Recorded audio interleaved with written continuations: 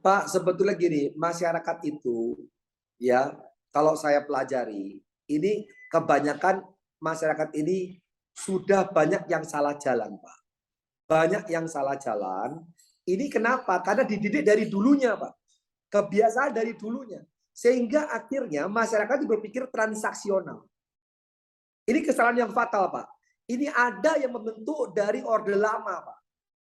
Jadi kebentuklah pemilihan yang sekarang ini kebanyakan itu 76% itu sudah transaksional. Jadi kene tak coblos nganggo amplop, nek rano amplop ora tak coblos. Nah, penyakit inilah yang sekarang ada di masyarakat, Pak. Ini yang harus kita benahi dulu. Bahwa kalian jangan transaksional. Kalau transaksional, nanti calonmu yang mbok pilih tidak akan datang lagi, tidak akan memikirkan kalian. Kenapa? Lah dia merasa membeli suara sudah bayar kok. Ya wes no, ngopo teko meneh. Nah, transaksional inilah yang kita harus balik dulu Pak pola pemikirannya. Nah, jadi kalau ini kita balik dulu, mereka diberikan pengertian, kembali kepada asal-asalnya lagi, sehingga akhirnya nanti rakyat akan memilih sesuai hati nurani. Memilih kepada orang yang bekerja buat rakyat. Yang tidak akan menyakin rakyat. Dia akan coblos, Pak. Setelah dicoblos, nasi orang ini akan nanti bekerja dengan baik, memikirkan nasib rakyat.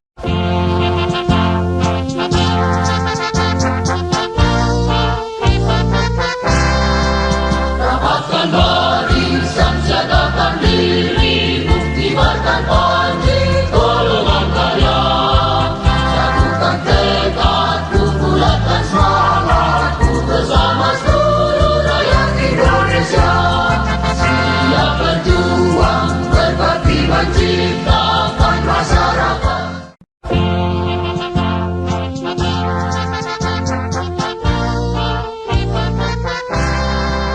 Rapatkan barisan, siagakan diri, bukti bertanpa golongan karya. Satukan tekadku, bulatkan semangatku, bersama seluruh rakyat Indonesia.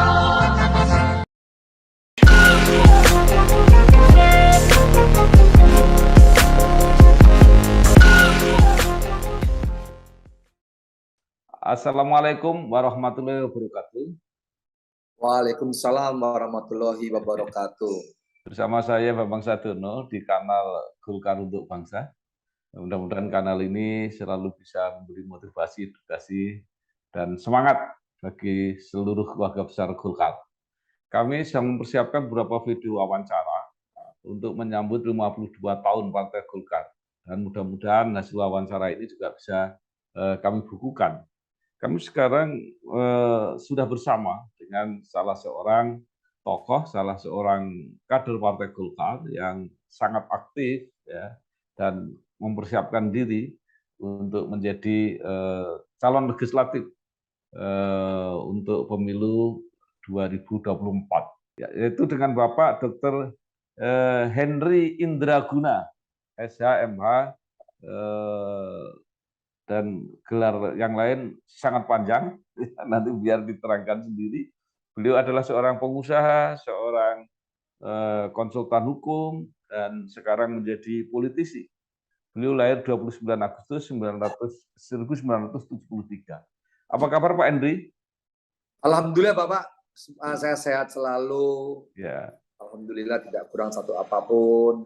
Iya, baik. Mungkin agar lebih banyak yang makin kenal, bisa diceritakan latar belakang kegiatan bisnis, karena Pak Henry adalah mulai menjadi seorang pengusaha. Apa saja yang dilakukan, kalau tidak salah bisnisnya selain menyebar di seluruh Indonesia, juga sampai di Malaysia. Silakan Pak Henry. Ya, jadi memang dalam darah saya itu banyak sekali mengalir selain daripada politikus, pengacara, dan pengusaha. Jadi memang dari lahir itu memang darah itu sudah mengalir, kalau menurut orang yang kenal saya dari kecil ya. Nah, salah satunya yang pertama kali di waktu SMP itu saya sudah jadi pengusaha, Bapak. Jadi SMP itu saya jadi pengusaha karena memang saya tidak dilahirkan dari keluarga yang tidak mampu. Jadi memang saya di keluarga yang tidak mampu. Orang tua saya juga Bapak saya dulu hanya supir angkot saja Bapak di Bandung itu. Terus mereka kuliah di Parahyangan, ambil fakultas hukum. Terus akhirnya berhenti, menikah, dan punya anak kami. Nah selanjutnya di situ keterpurukan ekonomi. Bapak saya supir angkot. Terus selanjutnya karena ekonominya bermasalah, maka terjadi keretakan dalam rumah tangga. Sehingga akhirnya orang tua saya bercerai pada saat saya masih kecil, masih TK gitu ya. Selanjutnya bapak saya itu berasal dari Wonogiri, maka akhirnya saya dibawa pulang ke Wonogiri. Kalau adik saya dua, yang kedua dan ketiga itu tetap ada di Bandung dan selanjutnya mereka sekolah di Australia. Nah, saya yang dibawa bapak saya ke Wonogiri menjadi orang desa yang di mana bapak saya juga di sana perekonomian cukup sulit, makanannya susah. Jadi harus jualan buku, dipinjamin modal dan lain-lain. Ya susah hidup kami. Saya jadi orang jalanan yang setiap hari, hampir setiap hari saya tidur di masjid juga Pak, waktu kecil saya. Ya karena kesusahan saya dan terus saya ada dibina masa kecil saya oleh seorang namanya Eko. Pada saat itu dia adalah guru pencaksilat yang itu dilakukannya di masjid itu, di aula masjid sebelah. Nah, jadi saya mengalami masa kecil yang sangat sulit sekali. Nah, sehingga akhirnya saya sekolah di Wonogiri dari TK, SD, SMP di Wonogiri. Nah, selanjutnya SMP kelas 2 saya pindah ke Solo. Nah, pada saat saya pindah ke Solo, keadaan saya pun juga cukup sulit. Saya kos, ya di koskan bapak saya, di mana setiap bulannya pun juga mengalami cukup sulit keuangan. Sehingga akhirnya memacu saya untuk mencari uang sendiri. Saya tidak bisa mengandalkan hidup saya kepada orang tua saya, karena kasihan juga orang tua saya.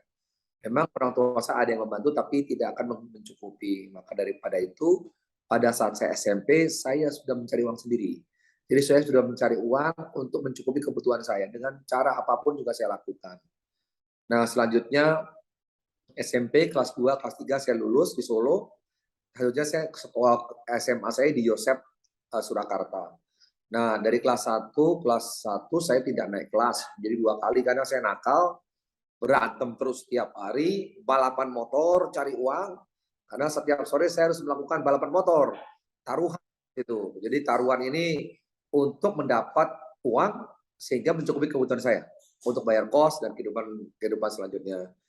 Nah akhirnya karena saya 2 tahun saya tidak naik kelas, akhirnya saya disuruh pindah kalau mau naik kelas. Akhirnya saya pindah ke Yogyakarta. Nah di Yogyakarta saya melanjutkan SMA saya kelas 2 di Budia Wacana. Saya di Jogja itu kelas 2 dan kelas 3. Di situ hidup lebih keras lagi karena pada saat itu ada 27 provinsi. Semua orang perwakilan dari 27 itu ada di Yogyakarta. Itu tempat kos saya namanya ganja, namanya anak jenderal, pistol, senjata tajam, tawuran. Itu menyelimuti kehidupan saya setiap harinya.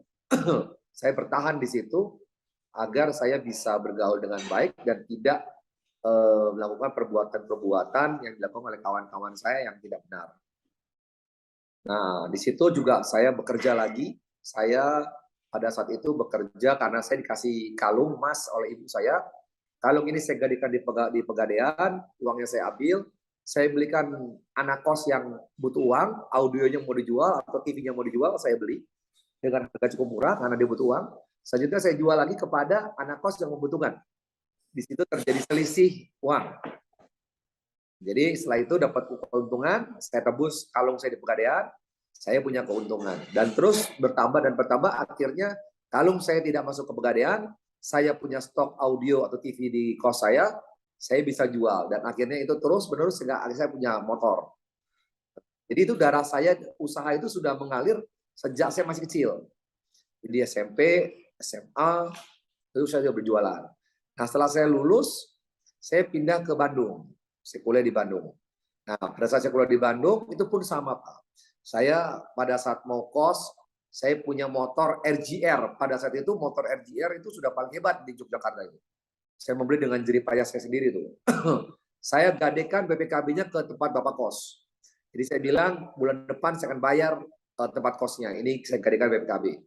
Nah, di situ selain saya kuliah di Maranatha, saya juga harus berjualan, jualan mainan.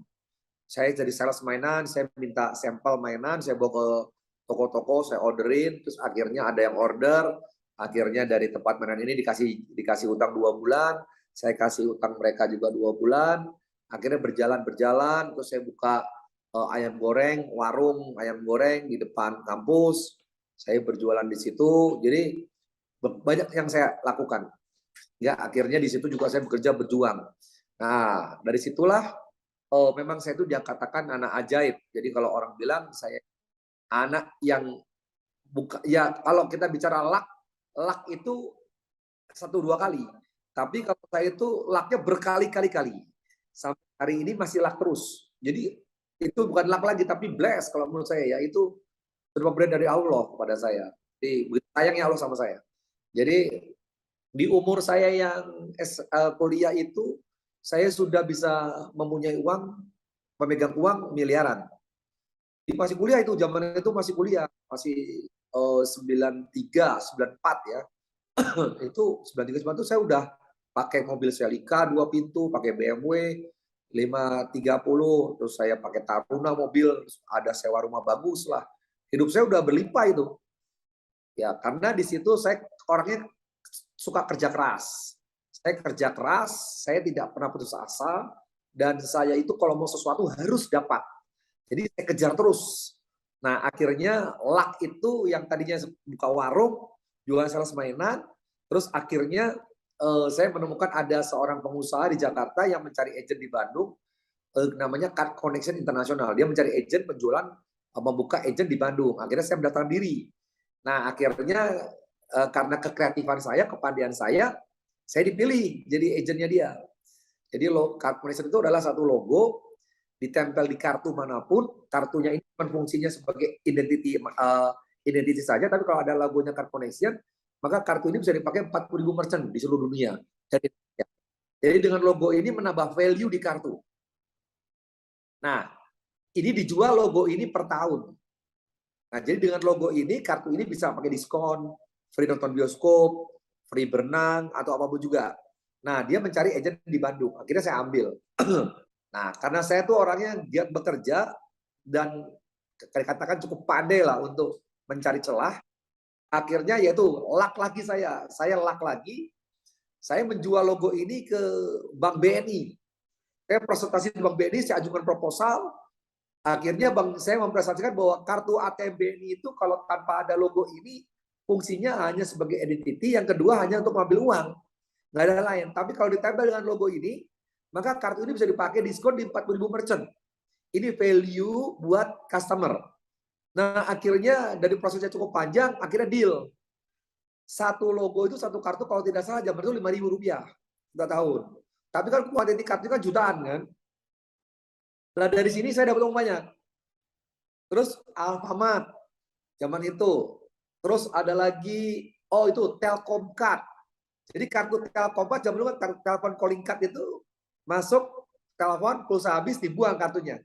Sekarang kartu itu ada logonya bisa diskon. Wah, dibeli Telkom. Jadi itu kartunya ratusan ribu jumlahnya. Nah, akhirnya dengan waktu saya usia masih muda, saya kayak mendadak. Karena saya kayak mendadak, saya kaget. Nah, karena kaget hidup saya jadi nggak karu-karuan. Jadi habis uang nggak karu-karuan saya. Ah, karena sudah kayak mendadak, saya berpesta pora terus, pergi ke Bali kemana, fun dan lain-lain. Akhirnya habis lagi saya. 0 lagi, minus lagi. Tapi naik lagi, minus lagi, itu kejadian hidup saya.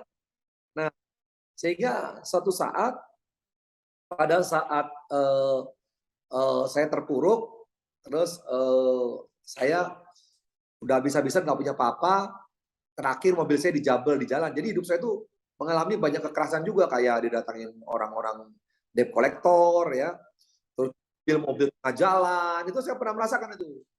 Terus pakai kartu kredit itu banyak buat usaha, didatangin orang, dimaki-maki orang, itu makanan saya setiap hari lah.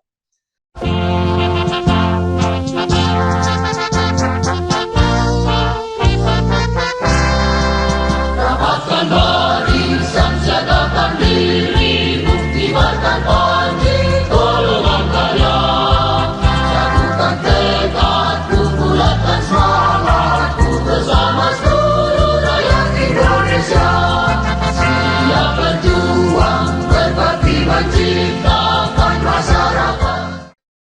Nah, akhirnya singkat cerita dengan panjang kayak gitu, akhirnya saya pas nggak punya apa, saya akhirnya melamar kerja ke teman saya. Teman saya kebetulan punya usaha.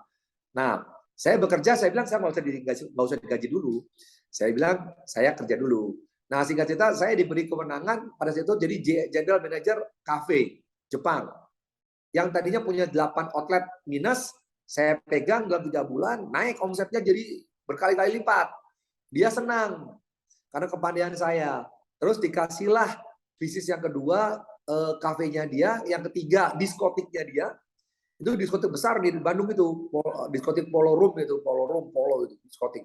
Yang tadinya kapasitas 2.000 orang kosong, melompong, tinggal ya mungkin 5-10 orang, saya pegang, saya renov sehingga akhirnya satu hari 2.000 orang penuh. Saya pada saat itu saya digaji 2 juta rupiah zaman itu. Saya masih kuliah tuh, 2 juta rupiah, terus dikasih fasilitas hotel, free, makan free semua lah. Wah, tapi saya tidur cuma 3 jam. Saya pegang kepercayaan orang. Nah, singkat cerita terjadinya krismon, akhirnya bisnis di Polo Diskotiknya ditutup. Karena kebetulan kami grupnya itu adalah grupnya Pak Soeharto. Jadi saya melayani keluarga beliau, keluarganya Pak Harto, anak-anaknya dan cucunya. Di Bandung kalau datang ke Bandung saya yang disuruh melayani. Jadi itu yang kejadian bos saya itu di situ. Akhirnya tutup. Nah, karena tutup, saya melontang-lantung lagi nggak ada kerjaan. Nah, akhirnya saya ketemu kawan saya, dia bisnis produk trading. Udah lalu kerja sama saya aja deh. Akhirnya saya kerja sama dia. Yang tadinya marketing cari klien untuk investasi, bulan pertama saya nggak digaji, bulan kedua saya digaji, bulan ketiga saya jadi manajer, bulan keempat saya jadi GM, bulan kelima saya jadi direktur. Karena kepandaian saya. Nah, begitu jadi direktur, ternyata pada saat jadi direktur, ada klien-klien lama yang masalah. Nah, urusan polisi, saya datang ke polisi, Pak. Karena bos saya kabur. Saya datang ke polisi. Wah, saya dibawa ke kantor polisi, pokoknya nggak boleh pulang kalau bos saya nggak datang. Wah, kacau ini. Kan. Akhirnya, saya punya teman banyak kan teman dekat saya suruh cari sama adik saya, dapat dibawa, ditukar, saya keluar. Dari situ saya ketemu istri saya, Pak. Ketemu istri saya, akhirnya istri saya bantu saya, Pak. Akhirnya 3 bulan saya menikah, Pak. Saya menikah tuh tidak bawa-bawa, Pak. Saya menikah tuh cuma bawa baju aja, Pak. Begitu malunya saya kan. Cuman ya apalagi saya nggak punya apa-apa lagi. Nah dari situlah akhirnya saya diberi ide oleh ibu mertua saya untuk bisnis cuci mobil, Pak. Nah ya saya berpikir bisnis cuci mobil. Nah itu bisnis cuci mobil pertama kali, Pak. Itu modalnya pun sewa tempatnya pun utang. Peralatannya utang 3 bulan, Pak. Semua utang, Pak. Saya nekat aja lah, pokoknya lah. Nah, tapi ya itu karena kreatif, ide yang cemerlang, saya menciptakan satu bisnis konsep yang uniquely. Jadi saya menciptakan, saya tidak mau sama dengan yang lain. Saya selalu begitu orangnya. Tidak mau sama dengan yang lain. Dari dulu, Pak. Saya out of the box, saya itu berbeda dari yang lain. Saya tidak mau melakukan apa yang orang lakukan. Dan saya itu selalu mau menjadi nomor 1, tidak mau jadi nomor 2. Dan apa yang saya inginkan harus saya dapatkan. Nah, dari situlah akhirnya saya menciptakan bisnis cuci mobil memakai Snow. Saya membuat nama Snow, terus akhirnya membuat konektornya saya sambungkan dengan alat cuci mobil, akhirnya membuat satu gumpalan-gumpalan begitu. Saya namakan cuci mobil dengan Snow. Nah, akhirnya saya patenkan sampai hari ini, Pak. Banyak di jalan-jalan tuh cuci mobil Snow itu awal dari saya. Nah, terus yang kedua, pada saat itu saya melihat film montir-montir cantik, Pak. Nah, saya terinspirasi dari situ, saya membuat cuci mobil dengan orang-orang cantik, Pak. Nah, akhirnya pada saat launching, saya kerjasama dengan TV Metro atau Blitz, Pak. Saya pakai model-model, saya pakai zaman itu Sarah Asari, Pak. Sarah Asari yang seksi itu kan. Terus udah gitu selanjutnya saya membuat konsep cuci mobil yang nyaman supaya customer tuh datang nunggu lama di situ karena strategi adalah hunting in the zoo, berburu dan kebun binatang. Kalau customer cuci mobil dia kan mau killing time. Nah pada saat killing time dia nunggu, saya bisa prospek produk-produk lain sehingga dia bisa membeli. Nah akhirnya terpancinglah di situ, Pak, dibuat ruang tunggu yang bagus, yang nyaman. Memang pada saat itu diketahui orang, cuci mobil nggak ada. Zaman dulu cuci mobil tuh tempatnya kotor, berbarengan dengan oli dan lain. Kalau saya nggak mau Pak, saya buat lounge seperti di airport. Tapi konsepnya membership. Yang lainnya semua orang cantik Pak. Semua klien-klien kami ya Pak, pelayan semua cantik-cantik. Terus setiap hari Sabtu sama Minggu yang nyucinya cewek-cewek model-model Pak. Dia teriak-teriak gitu kan. Tapi nggak lama. Paling 2 jam 3 jam selesai. Tapi itu heboh Pak. Di kota itu. Jadi memang idenya cemerlang. Selain kita bicara quality dalam penjualan barang, servicing, tapi itu tidak cukup. Ya servicing yang baik, quality yang baik produknya, ya, harus ada satu yang bisa mengemas dalam satu above the line dan below the line ini dalam promosinya. Saya jago dalam itu Pak, membuat bagaimananya barang ini bisa menjual. Nah, ini ada cuci snow, terus yang cucinya cewek cantik Pak. Terus saya expose-nya itu yang cucinya model apa orang model-model cantik, saya promosikan. Jadi itu bahannya saya promosikan di radio-radio, saya promosikan di koran, dan bahkan saya lebih gilanya saya berani ngutang untuk blok TV Metro atau Blitz Pak. Nah, jadi TV Metro itu atau Blitz itu datang nge-shoot Pak 3 menit, Pak 3 menit, terus ditayangkan di Metro TV. Metro TV Pak, woi meledak Pak. Itu saya baru lunas utang saya baru setahun Pak. Saya dimaki orang ya udah, tapi yang penting bisnisnya rame aja gitu. Nah, sukses Pak. Akhirnya kedua, ketiga, keempat, kelima, keenam, ketujuh, terus Pak sampai banyak. Nah, terus dalam perjalanan saya sekolah lagi Pak. Lagi. Nah, karena memang darah saya dari dulu Pak, saya memang suka dengan hukum. Nah, setelah saya sekolah lagi, berbarengan dengan bisnis berjalan Pak, saya lulus 2014. Saya lulus Pak, terbaik. Terus akhirnya saya membuka law firm Pak. Nah, seperti halnya apa yang dilakukan dalam satu usaha, saya pasti melakukan yang berbeda dari yang lain Pak. Saya jadi pengacara mau yang terbaik. Saya jadi pengacara mau yang uniquely.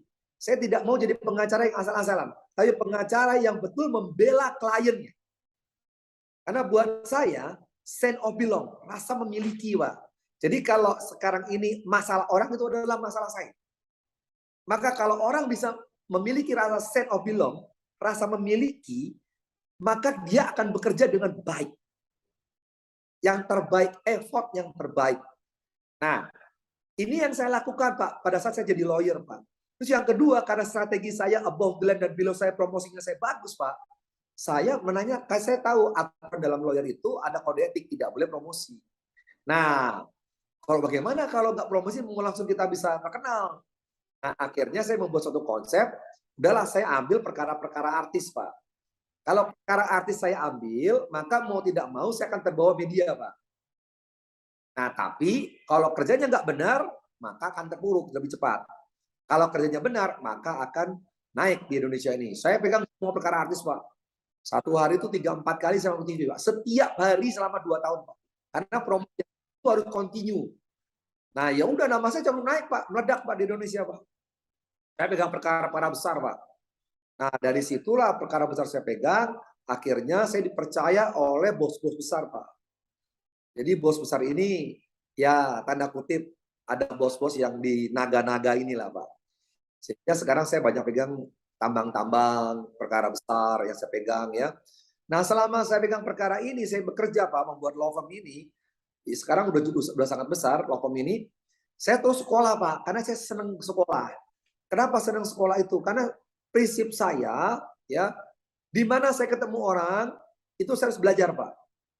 Di mana kaki saya menginjak, saya jadikan guru saya jadikan tempat sekolah saya Pak.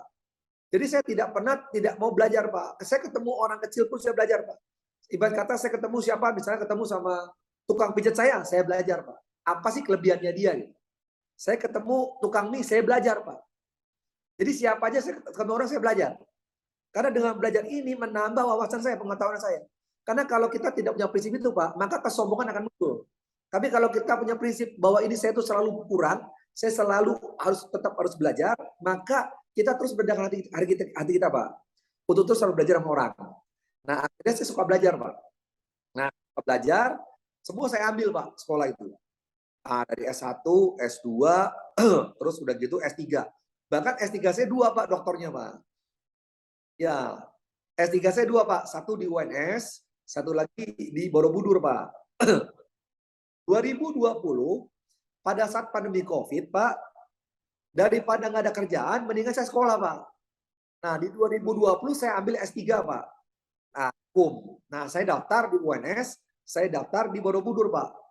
Dan itu keterima semua, akhirnya karena banyak waktu luang, saya sekolah, Pak. Saya beres sekolah di situ, akhirnya hari ini, Pak, di 2022, saya sudah selesai semua. Dan yang Borobudur, saya sudah ujian terbuka. Tinggal nunggu sudah bulan Oktober. Saya sudah dapat doktor, cum laude, IPK 39,8.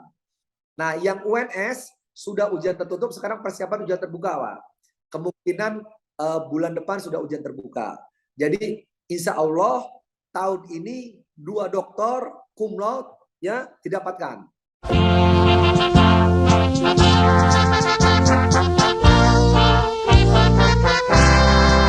Rapatkan barisan, siagakan diri, buktikan panji, golongan karya.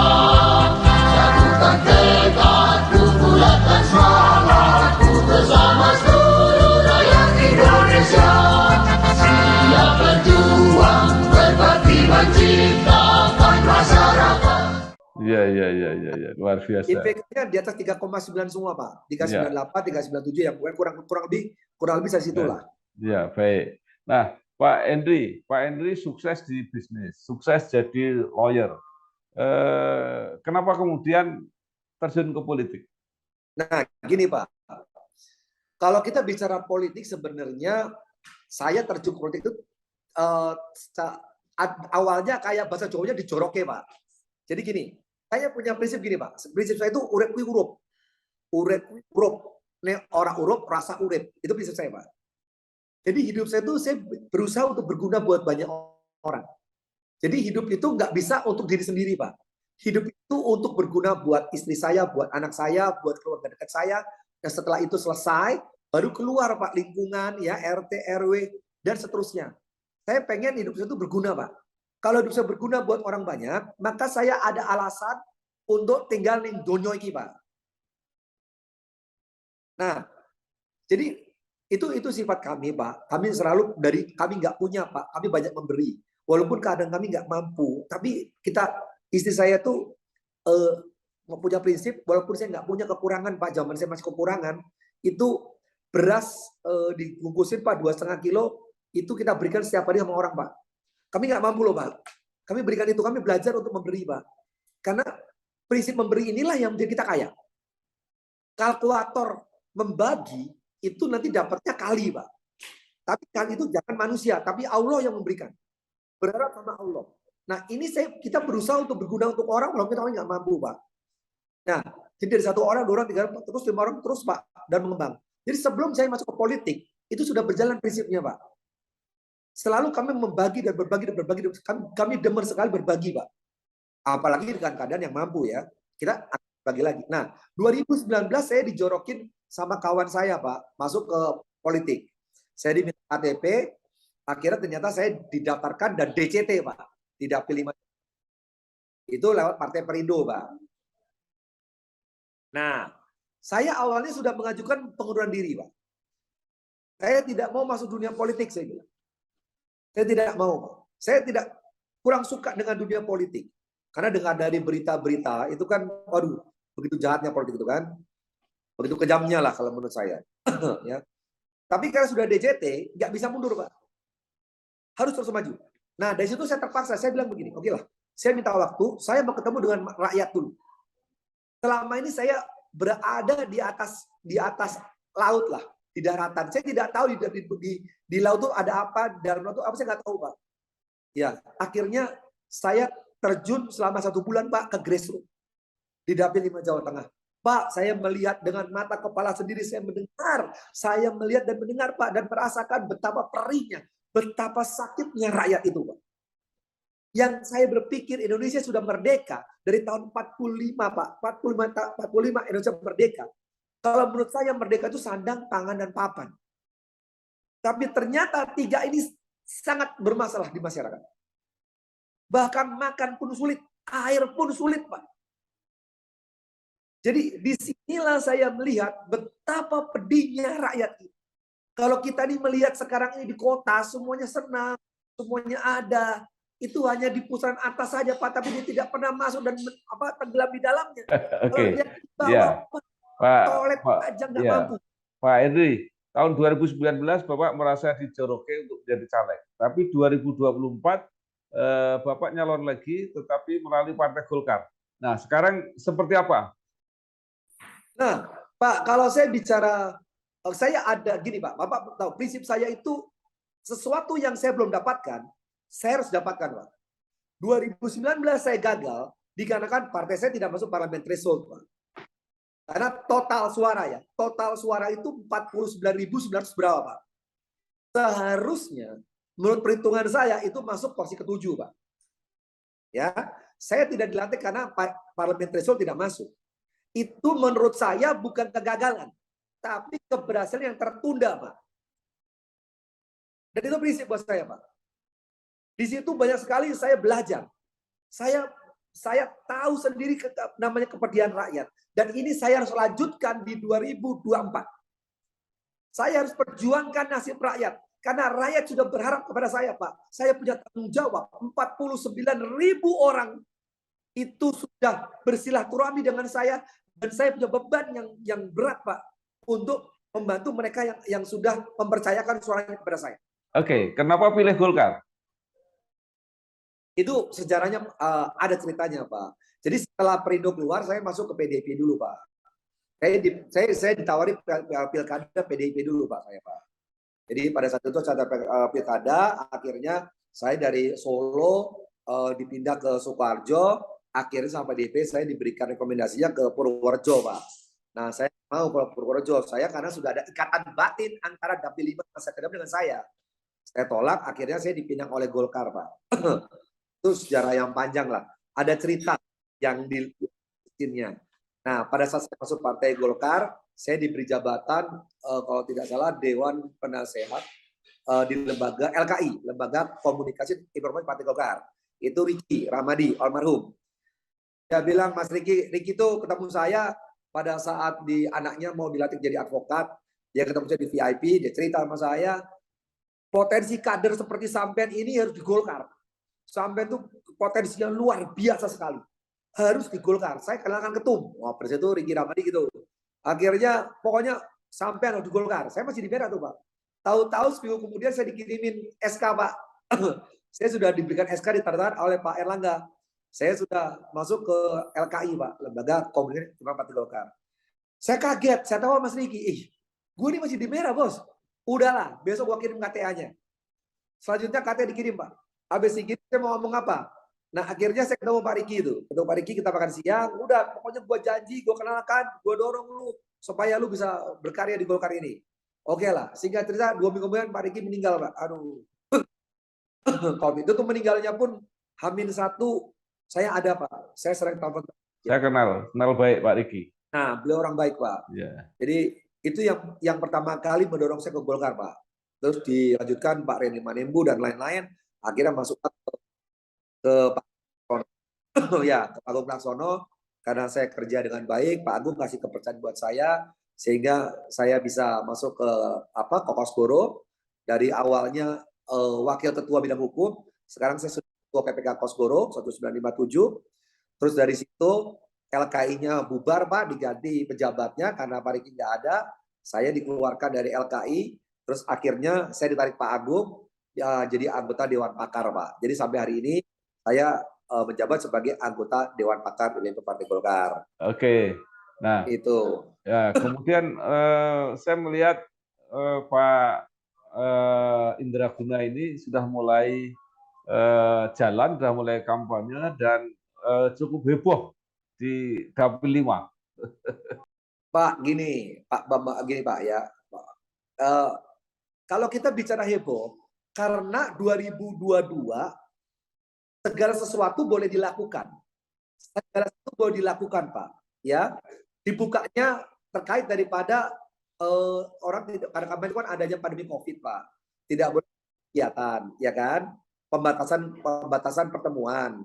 Sebelumnya pun juga sudah heboh, Pak, cuma tidak terekspos, Pak. tidak terekspos 2020, 2021 karena itu saya menyelesaikan amal saya, Pak. Menyelesaikan amal saya karena ini 2022 tidak ada lagi pembatasan, ada yang pembatasan itu boleh ada pertemuan, terus adanya media, Pak. Jadi kelihatan heboh dan rame, Pak. Padahal itu sudah kami lakukan dari 2019, 20, 21 sudah kami lakukan, Pak. Heran, orang heran aja baru kali ini herannya kan. Padahal dari sebelum-sebelumnya saya hanya menyelesaikan amal saya dalam hidup saya, Pak. Itu bahkan di Dapil 5 Jawa Tengah dengan memberikan bantuan keringanan dan lain-lain, beras, minyak, uang, itu kami berikan. Nah, memang heboh karena kegiatan saya itu masif. Karena setiap 1 minggu sekali, 1-2 minggu sekali, terus masanya banyak. 500, 1000, dan 2000, Pak. Jadi kemarin terakhir, apalagi minggu kemarin. Minggu kemarin saya menghabiskan sembako 5.000, Pak. Nah, saya konsepnya 5.000 ini harus berjabat tangan. 5.000 itu harus tatap muka. Jadi bukan pencitraan. Saya tidak suka pencitraan. Saya berjabat tangan, Pak. Saya berjabat tangan, saya mengharapkan dia mendoakan saya, Pak. Yang saya butuhkan adalah doa, Pak. Karena dongone wong susah.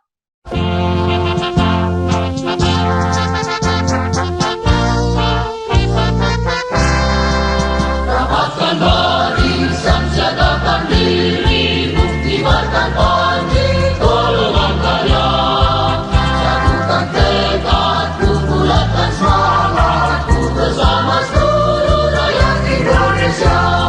Siap berjuang, berbakti menciptakan masyarakat. Iya. Dididik Gusti Allah. Iya, Itu betul. ya. Ya. Saya nggak suka pencitraan, Oke. Pak. Ya, oke. Sekarang begini, Pak Henry. Pak Henry berjuang untuk menjadi anggota DPR RI. Nah, apa yang akan dilakukan kalau jadi anggota DPR RI? Pak, kalau kita bicara menjadi anggota DPR RI, pertama saya tidak mau jadi anggota DPR RI seperti oknum-oknum yang sudah dilakukan, Pak. Saya tidak suka, Pak. Saya tidak mau jadi anggota DPR RI karbitan. Ya, ini saya garis bawah, Pak. Karbitan. Saya nggak suka, Pak. Nek butuh, kita teko. Nek butuh, kita teko, Pak. Tekon ini akhir pas mau pencoblosan, Pak. Saya nggak mau, Pak. Ya, ya mau nyusun sewu, Pak, nyusun. Waduh, akhlaknya tidak bermoral, Pak. Nanti datang 2023, teko-teko, buah-buah, akhirnya janji, nyai amplop, enggak. Saya nggak suka, Pak. Tidak punya akhlak itu, Pak. Jadi kalau emang dia mau melayani rakyat, Pak, sing jenenge wakil rakyat, itu pelayan rakyat, dipilih oleh rakyat, maka kita berjuang buat rakyat, Pak. Dan berjuang itu ojo ngapusi, ojo teko-teko mengenai amplop minggat, Pak, 5 tahun meneh. Itu karbitan. Jadi saya kasih tahu, jangan jadi anggota dewan yang karbitan, Pak. Nanti kalau karbitan itu tidak akan memperjuangkan rakyat. Saya tidak suka itu. Jadi kalau mau berkarya, berguna buat rakyat ya setiap saat, setiap waktu. Setiap waktu. Jadi 2022, loh, saya melakukan ini 2022 loh. Kalau kita bicara nanti untuk 2024 masih jauh, Pak. Masih jauh. Masih 1,5 tahun, Pak. Keburu lupa, keburu lali. Itu prinsip yang karbitan. Kalau saya enggak, Pak. Saya mengharapkan doa mereka, doa kayak aku, ben panjang umur, ben sehat, ben akeh rezekine, ben aku iki ono alasan ning donya iki lho, Pak. Tinggal ning donya iki ono alasane iki ono iki lho. Aku berguna buat orang banyak, Pak. Berapa banyak orang yang menunggu saya? Ribuan orang, ratusan ribu, Pak. Itu yang saya lakukan, menyelesaikan amal saya. Nantinya dia mau nyoblos saya, tidak nyoblos saya, terserah. Orang urusan tingko wae. Soalnya saya percaya, Pak, hidup saya itu ada destiny. Hidup saya itu ada garis. Nih garisnya 2024 itu duduk di DPR RI, tidak ada satu manusia pun bisa menghalangi saya. Iya, luar biasa. Iya. Jadi saya menyelesaikan dongon ini menyelesaikan, Pak. Nah, kalau nanti insya Allah, kalau Allah sayang sama saya, 2024 saya dipercaya duduk menjadi anggota Dewan DPR RI, Pak. Ya, yang saya lakukan satu, ojo berkhianat kepada rakyat. Jangan berkhianat kepada rakyat, Pak. Ya, yang kedua, aspirasi tampungan. Aspirasi itu tampungan, rungokno, Pak. Rungokno, terus deloken. Rakyat iki kaya apa sorone? Terus pikirno piye solusine. Nah, setelah itu kamu duduk ya, carikan solusinya. Salah satunya apa? Kalau saya kaitkan dengan fungsinya anggota DPR RI, itu kalau yang non normatifnya, ya itu aspirasi tampung carikan solusi. Tapi kalau kita bicara normatifnya, yang tinggal kembali kepada fungsi legislatif, fungsi anggaran, dan fungsi pengawasan. Nah, kalau legislatifnya pasal 70 ya kan, ayat 1-nya. Ya, sekarang terakhir pertanyaan saya. Bapak sudah banyak jalan ke lapangan, ketemu konstituen, ketemu rakyat, gitu ya. Nah, saya ingin tahu apa sebenarnya respon masyarakat sekarang. Apalagi Bapak juga pengalaman di partai-partai yang lain. Artinya respon masyarakat saat ini kepada Partai Golkar seperti apa? Pak, sebetulnya gini, masyarakat itu ya, kalau saya pelajari, ini kebanyakan masyarakat ini sudah banyak yang salah jalan, Pak. Banyak yang salah jalan. Ini kenapa? Karena dididik dari dulunya, Pak. Kebiasaan dari dulunya. Sehingga akhirnya masyarakat berpikir transaksional. Ini kesalahan yang fatal, Pak. Ini ada yang membentuk dari Orde Lama, Pak. Jadi kebentuklah pemilihan yang sekarang ini kebanyakan itu 76% itu sudah transaksional. Jadi kene tak coblos nganggo amplop, nek rano amplop ora tak coblos. Nah, penyakit inilah yang sekarang ada di masyarakat, Pak. Ini yang harus kita benahi dulu. Bahwa kalian jangan transaksional. Kalau transaksional, nanti calonmu yang mbok pilih tidak akan datang lagi, tidak akan memikirkan kalian. Kenapa? Lah dia merasa membeli suara sudah bayar kok. Ya wes no, ngopo teko meneh. Nah, transaksional inilah yang kita harus balik dulu, Pak, pola pemikirannya. Nah, jadi kalau ini kita balik dulu, mereka diberikan pengertian, kembali kepada asal-asalnya lagi, sehingga akhirnya nanti rakyat akan memilih sesuai hati nurani. Memilih kepada orang yang bekerja buat rakyat. Yang tidak akan mengingatkan rakyat. Dia akan coblos, Pak. Setelah dicoblos, nasi orang ini akan nanti bekerja dengan baik, memikirkan nasib rakyat. Tapi kalau bicara transaksional, berarti orang yang duduk nanti adalah orang yang punya uang. Nah, orang yang punya uang, orang yang punya akhlak, orang yang punya kepandaian, orang yang punya kelebihan melayani, itu tidak akan bisa duduk, Pak, kalau tidak punya duit. Berarti yang punya duit inilah yang duduk. Nah, inilah yang punya duit biasanya, Pak. Ono netipan. Terus, karena gini, biaya kampanye itu cukup tinggi, Pak. DPR RI, Pak, itu bicaranya puluhan miliar, Pak. Kita nggak tutupi, Pak. Semua orang tahu, ini bicara puluhan miliar. Nih, kayak misalnya gini, Pak.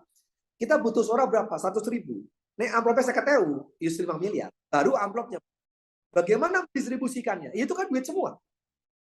Belum kampanye dan lain-lain. Itu ngetek duit, Pak. Nah, permasalahan sekarang yang duduk itu nanti, begitu hari pertama duduk, dia sudah ada angka minus di kalkulatornya. Ada minus 10 miliar, ada minus 20 miliar. Bapak juga punya pengalaman lah. Bapak udah pernah jadi. Nah, minus inilah yang kita harus kembalikan, Pak. Apakah duit ini duit pinjam sama orang? Kita harus kembalikan. Apa duit ini duit sponsor orang, sehingga nanti orang itu mau apa kita harus lakukan. Nah, apa yang ketiga ini, duit kita sendiri yang kita harus kembalikan. Itu, Pak. Nah, pada saat duduk aja sudah panas, Pak. Iya. Nah, pertanyaan paling akhir. Pak Henry kan dikenal apa ya? Ya orang yang cukup banyak uang gitu. Nah, jangan-jangan orang juga karena pertimbangan itu mendukung Pak Henry. Pak, gini, kalau dikatakan banyak uang itu, kalau menurut saya ambigu. Karena kata banyak uang itu lebih dari satu, Pak. Ya kan? Kalau satu, ya uang saja, Pak. Tapi banyak uang lebih dari satu, Pak. Angka ini kita tidak bisa mengukur orang itu banyak uang, terus segala-galanya bisa. Bukan, Pak. Kekayaan itu diukur berapa banyak dia bisa berguna buat orang, Pak. Karena banyak orang punya uang, tapi dia nggak mau beri, Pak. Banyak orang punya uang, tapi dia tidak mau memberi. Itu tidak kaya, Pak. Tapi orang yang banyak memberi, menurut saya itu yang kaya. Nah, jadi kalau Pak tanya ke saya banyak uang, saya nggak bangga, Pak. Tapi kalau banyak memberi, saya bangga, Pak. Nah, jadi prinsip itu yang saya pakai, ya. Saya sekarang ini saya menuliskan amal saya, Pak. Saya banyak memberi. saya banyak memberi. Nanti kalau masyarakat nanti membutuhkan saya, mewakili rakyat Dapil 5, saya dipercaya, saya duduk, Pak. Tidak usah maksakan diri, Pak. Tidak usah maksakan diri. Tidak usah maksakan diri. Yang penting, saya bisa berguna buat banyak orang. Nah, program saya sekarang ini, saya bagikan minyak. Ya, saya punya 75.000 liter minyak yang saya bagikan, Pak. Yang kedua, saya punya kartu emas, Pak. Jadi kartu emas ini saya tempel di dalamnya ada emas murni, Pak. Nah, saya bagikan kepada calon-calon pemilih saya. Ini adalah kartu BLT, Pak. Karena saya punya program. Kalau saya duduk di DPRI nanti, Pak, DPRI nanti, maka yang memilih saya, itu nanti saya berikan bantuan ya, Pak, kurang lebih 2 bulan, 3 bulan sekali. Selama 5 tahun. Pak, permasalahan uang ini uang dari mana? Bukan uang saya, Pak. Uang aspirasi, Pak. Uang aspirasi dari negara diberikan kepada anggota dewan, dan uang itu kan untuk bidang konstituen, Pak. Inilah yang saya bentuk sekarang. Konstituen pemilihnya, saya tanya nama, alamat, nomor telepon, nomor rekeningnya, Pak. Jadi nanti kalau saya terpilih, ini saya bagikan uang saya aspirasi itu, Pak. Uang aspirasi negara saya bagikan kepada pemilih saya, Pak. Selama 5 tahun. Jadi jangan saya berpikir saya sudah jadi lali, minggat. Ini yang saya bagikan. Nah, saya namakan BLT. Apakah BLT itu? Bantuan langsung transfer. Jadi bukan, iya, di kartu saya ada emasnya, ada program BLT, Pak. Bantuan langsung transfer. Saya bagikan kepada 150.000 orang. Nah, ini uangnya uang aspirasi, Pak, dari negara. Saya kocorkan ke rekening mereka semua, Pak. Jadi saya tidak mau maling uang itu. Uang itu adalah punya rakyat, hak rakyat, jangan diambil, langsung transferkan. Kalau dititipkan kepada saksi kita atau tim kita, hilang, Pak. Di surat-surat nanti. Pak, ya jadi korban lagi. Saya tidak mau, Pak.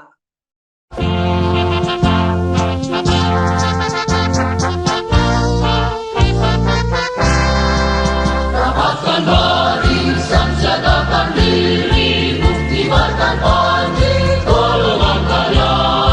Satukan tekadku, bulatkan semangatku, bersama seluruh rakyat Indonesia. Siap berjuang, berbakti menciptakan masyarakat. Bapak Dr. Henry Indraguna, SH, MPA, ya. Dokternya 2. Dokter, luar biasa. Terima kasih penjelasannya, motivasinya, semangatnya. Mudah-mudahan Bapak benar-benar terpilih menjadi anggota DPR RI dan sekaligus memberi model tadi yang sudah disampaikan, cita-citanya itu sangat luar biasa. Sekali lagi terima kasih dan semoga sukses Pak Henry Indraguna. Terima kasih. Wassalamualaikum warahmatullahi wabarakatuh. Waalaikumsalam warahmatullahi wabarakatuh.